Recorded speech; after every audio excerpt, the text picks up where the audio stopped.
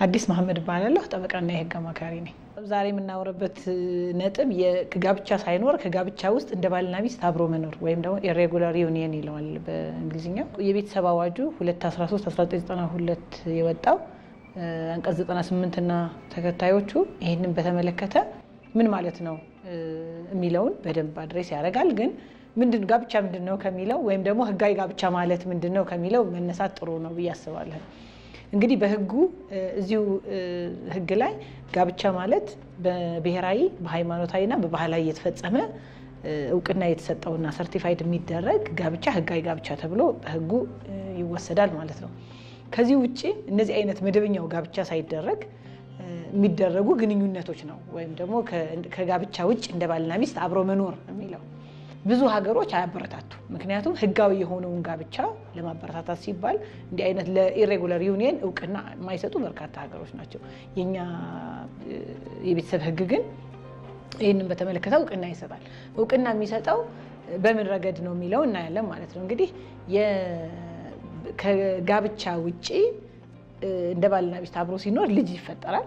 ስለዚህ የልጆችን ጉዳይ በደንብ አግባቡ ሰዎቹ ቢለያዩ የቀለብ ጉዳይ ምን ይሆናል፣ ልጁ ሞግዚት ማን ሆኖ ያሳድገው የሚለውን ነገር በትክክል በፍርድ ቤት እንደ መደበኛው ወይም ደግሞ እንደ ሌሎቹ ጋብቻ ባለበት አክቲቪቲ በሚከናወነው አግባብ ልጁን ማሳደግ ያለባት እናት ናት፣ አባት ናት። እንዲህ አይነት የሚያከራክር ኢሹ ቢመጣ ማለት ነው እናትየው ለማሳደግ ብቃት አላት የላትም፣ አባትየው ለማሳደግ ልጁን ብቃት አለ የለውም፣ ለልጁ መልካም ጥቅም መሰረት በማድረግ የሚወሰን የሚሆኑ የልጁን በተመለከተ ማለት ነው።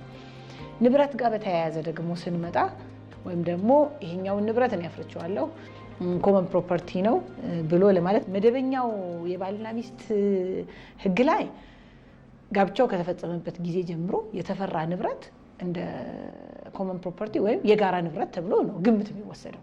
በዚህኛው ግን ህጉ ሚኒመም የጊዜ ገደብ አስቀምጧል። የጊዜ ገደቡ 3 ዓመት መሆን አለበት።